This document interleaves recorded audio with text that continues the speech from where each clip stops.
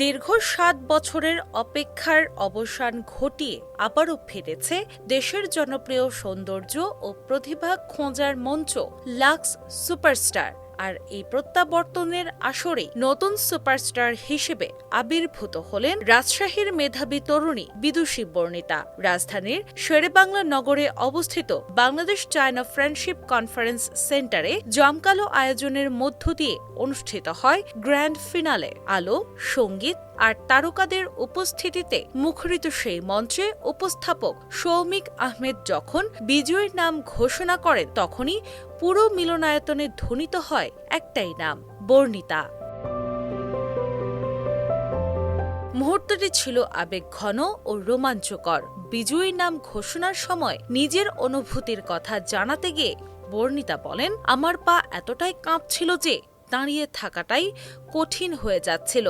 আমি কখনো ভাবিনি এতদূর আসতে পারবো। আল্লাহর রহমত, মানুষের ভালোবাসা আর নিজের পরিশ্রম আমাকে এখানে নিয়ে এসেছে।